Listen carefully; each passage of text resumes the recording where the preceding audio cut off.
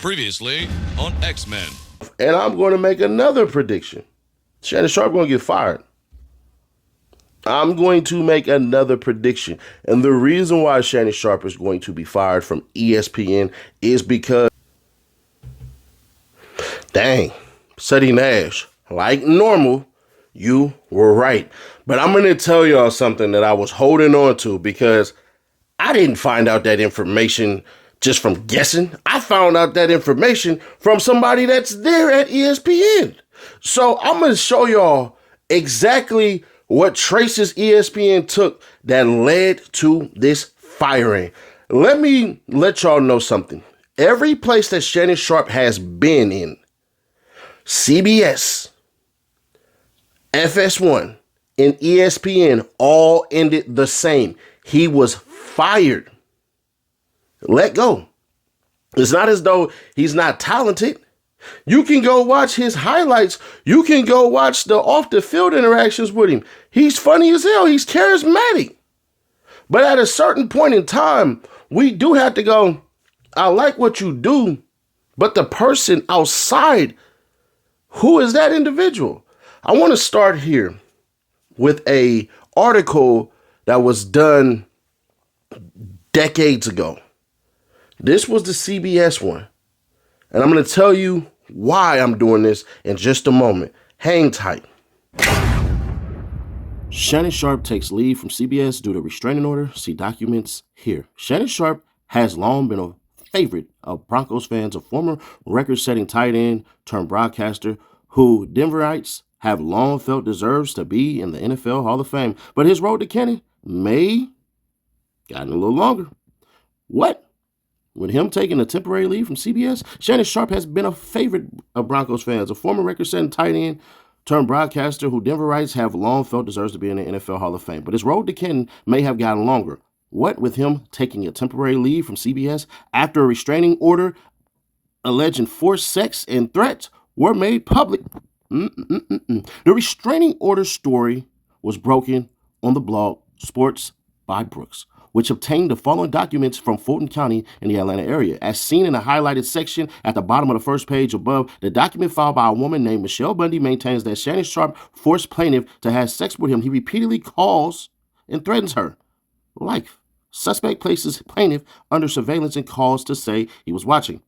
Other seemingly unflattering reports about Shannon Sharpe and women have popped up now and again over the years. A February 7, 1997 Rocky Mountain News piece that's no longer online noted. This newspaper recently reported that Broncos tight end Shannon Sharpe was arrested for hitting his girlfriend. She was also charged with destruction after she broke some glass. So we're not really going to trip on that one, bro. We really not, because that right there is something that's domestic. She did this, she did that. Hey, bro, it is what it is on that one. But that's interesting. Can't find that, but hey, it is what it is. All right. Restraining order gets a little messy. This is what they used to do. I remember when it happened to Jay Mariotti from ESPN on First Take. I mean, not First Take, but PTI. No, Around the Horn and PTI. So we were already in a space where, bruh, if you get these allegations, they're going to cut, snip. You got to go. So at the time, people just understood it as, bruh, bad press. Can't have that. We can't have that. Just can't. We're coming out of the age of the 80s and the 90s where certain things were perfectly fine. But at that point in the 2000s, nope, wasn't no good. So then you get that, and then you have FS1 basically break down and let him go. Mind you, they knew Shannon Sharpe was a huge talent. So Jason Whitlock broke this story over a year ago, and some people don't like Jason Whitlock. I'm one of them. I don't like Jason Whitlock. I think he's a piece of shit. But when people are right, they are right. And this is the second part of this. And I'm going to tie it all in at the end, so don't worry. It's all going to make sense. Check it out. HR file is amazing. And they wanted him out for very good reason. 50-some-odd-year-old Hall of Fame athletes, have you ever seen try to get in a fight with an NBA player sitting courtside? He threw Skip Bayless under a bus and had Skip Bayless concerned about his safety in Los Angeles. So what do you have that combines everything and makes it all work itself out. It's called pattern of behavior. If you do it once or twice, alright, cool. But 3 to 4 times, that's completely different. One of the things that ESPN did, and I can go ahead and let this information out, bruh, one of the things ESPN did was they did a deep dive into Shannon Sharpe's past. You got to remember, ESPN is owned by Disney. Regardless of what y'all may think about them, they are a family-oriented business as much as they put out. Now, you can believe conspiracies and you can believe whatever and everything like that. That's perfectly fine. But what ended up happening is they launched a deep dive investigation and they sat Shannon Sharpe down and basically let him know, hey, bruh, you got to get off air. While we launched this investigation, it was not anything other than that. And so with the Gabrielle Zuniga story that popped up, that's not what did him in. That's ultimately what gave them the green light to kick him out the door. But what did him in was this video right here, because this video is the one that ties in what Whitlock said and what Zuniga said and made it all basically come about. Beam me up for this one time. Broadly, I know it's probably painful to relive this situation, but can you tell us generally what happened that day? It was fighting, and usually we fought on the phone and not in person. So it was the biggest argument that we ever got in. And he was controlling, he was domineering, he was manhandling me beforehand, and he wanted to have sex, and I told him no. I told him no, because you gave it to somebody else. I didn't only tell him no, I told him why. And he wouldn't take no for an answer. So he overpowered me, put me to my knees, put his penis in my mouth. And after he got enough of that, he put me on the bed. And, this was all a struggle. So I had said no. And I said no, even though I was thinking that. And so it was the hardest. Yeah, this is too hard. I remember he got dressed and he knew what he did. And so, I just kind of escorted him out the door. And then I wasn't going to do anything about it. Sometimes when you're with a person for a long time, it's hard for you to realize that they're being the perpetrator, even though you know it, you don't want to admit it, and there's so much going through your mind. But then he started coming at me. If I tell anybody, he'll use everybody he knows to destroy me, which he basically has. And then he started making other threats against my life, threats. He just was so worried that it would get out, and I wasn't going to do anything. But when he kept calling me at work, and when he kept, just very aggressively behaving, and I could see it wasn't going to go away, and he said he was going to destroy me, and he was going to kill me, and he told me he was watching me, and all that. I just went and got a protective order. I'd had enough. And unfortunately, shortly after, he doxed me, and my address got out, and I had somebody stop by my apartment, which had a door that led right to the side. It was basically on the sidewalk. And somebody came up to my door and said, "Shut up," screamed it at the top of their lungs. And I had my daughter in there right there. And I was like, oh, no. And so I went in and I dropped it, because also at my house, not my apartment, my house, at my house, somebody came to my house and sat out front of, in the driveway while my daughter was there alone. Someone came to my house, someone came to my apartment. And after my daughter called me, that's when I went straight there. So after you rescinded the restraining order, was there any other weird stuff, or did it kind of just die down? It died down. I tried to move on with my life. We may have talked, I think, once or twice. But then he started going on television. He came to my job, Turner Broadcasting, went on TV at CNN, and it was my job to put the videos from up to YouTube for CNN. That was part of my job. Mm-hmm. So I'm putting up this video, and here I see Shannon at my job talking about domestic violence, and the co-host mentioned that, oh, you had one that was just totally dropped, made it look like the police dropped it, not that I had gone down and withdrawn it. It created a picture that wasn't accurate. And that was a very hostile work environment. I'm going to ask something that might be a little sensitive or might sound insensitive, I should say. But I'm going to go ahead and ask it because it's a question that I'm sure people are wondering. Why didn't you file a police report when he raped you? Because I was scared for my life. He said he would use it. Everybody he knows, and he knows lots of police officers. So I didn't know that if I went down there, that would be one of the people that he knows. Atlanta has a problem with corruption down there.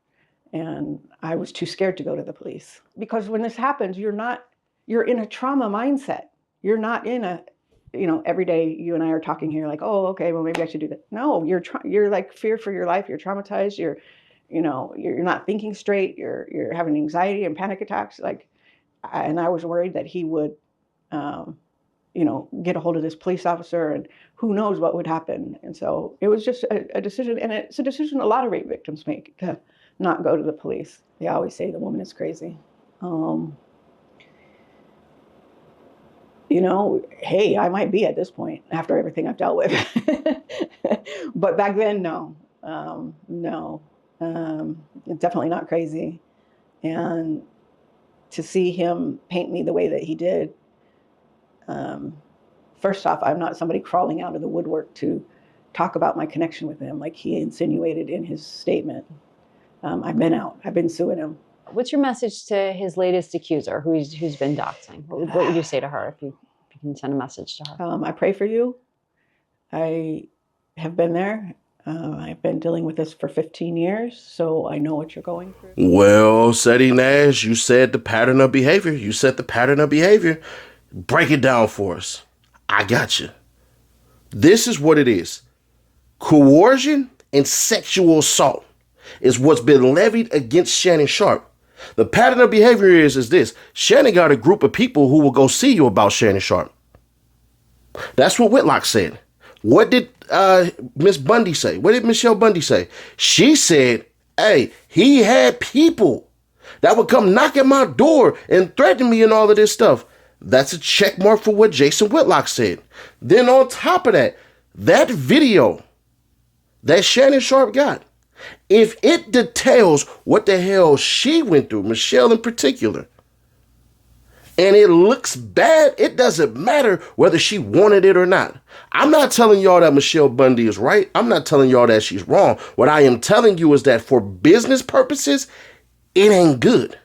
So Shannon Sharpe basically was X the moment they launched that investigation. Talking about he'll be back. No, your ass won't. Now, here's the hard truth. And I want everybody sitting down to realize this stuff, because when you do, I think that's the reason why you will no longer say certain things about Shannon Sharpe, because you can't anymore. I'm not saying Shannon Sharpe is guilty. I'm not saying any of that. I'm not saying that he's innocent either. What I am telling y'all is this. We had to realize that these people's private lives may not be good. In our community, in the hood, we have people that we know are horrifically bad individuals, myself included. I have an uncle who is a goddamn PDF, 100%, and the family still rocks with him. I don't. Cuz is blocked off all social media. If he come around me, I'm going the other way. We not cool. Because to me, it's a level of acceptance. One of the biggest things that we have in the hood is always a store, a school, and a church. That church has made more gay men in the community than what y'all think feminization from the women are coming from. We have learned to accept abuse from our family and friends on the sexual nature, and then learn how to wash one hand and claim forgiveness while never addressing that. Will anybody ever say we gonna challenge the institutions that made these kids this way? No. You know why? Because unfortunately, you who are a parent or a family member may feel some type of guilt behind it. Like, I wasn't there to protect my sister, my brother, my cousin, my auntie, my uncle, my child. So that responsibility sometimes weighs heavy on us. And we shift it. And we learn forgiveness. And one of the worst things that's always said is learn to forgive yourself with zero context. Learn to forgive yourself after you became so harsh on yourself. You need to be harsh on yourself. Yeah, you do need to learn how you should have been better. You're not okay. You're not fine. And you're not going to be that way. And it's perfectly fine to cut off your family members for shit like this and friends for shit like this. Shannon Sharpe might be guilty. Shannon Sharpe might be that sexual deviant that Cat Williams was talking about. He might be that. It just is what it is. Shannon Sharpe could be innocent, but Shannon Sharpe played us flat out. It's about damn time somebody called that shit out. Shannon Sharpe allegedly settled for $28 million. Allegedly. $28 million. While Shannon Sharpe came out here and said, I'd like to take this time out, you guys. Hold on, I gotta do it like this. I gotta sit up right here. I'd like to take the time out for you guys to know that this is a shakedown from Tony Busby attacking black men. Word. So why'd you offer her $10 million before it happened? And some of y'all would say, well, it's a lawsuit. You don't want none of this stuff to come out and all of these things. And he knew that this was going to ruin his damn reputation. Word? Or was it going to bring back the stuff about his reputation that was already said? That conversation for y'all, not for me. Y'all let me know y'all thoughts in the comments, because I ain't going to hold you. I can still watch Nightcap. I can do all those things. I can say Shannon Sharpe is a dope, amazing podcaster and interviewer for sure. But that don't mean he ain't a piece of shit. That don't mean that this stuff ain't true. I told y'all, Shannon Sharpe is guilty of something. And I'm going to make another prediction. He going to settle with Michelle too. Y'all think I'm lying? I've been goddamn 4-0 on this stuff. From the settlement of the lawsuit to what the hell he was going to say to what happened in that courtroom and basically everything else. ESPN firing and all that. I'm going to go 5-0. Watch what happens, because it's going to get good. Subscribe, turn on that bell so they notified, share to keep your people aware. And if you a sheep, then get your bitch ass out of here. I don't want you here.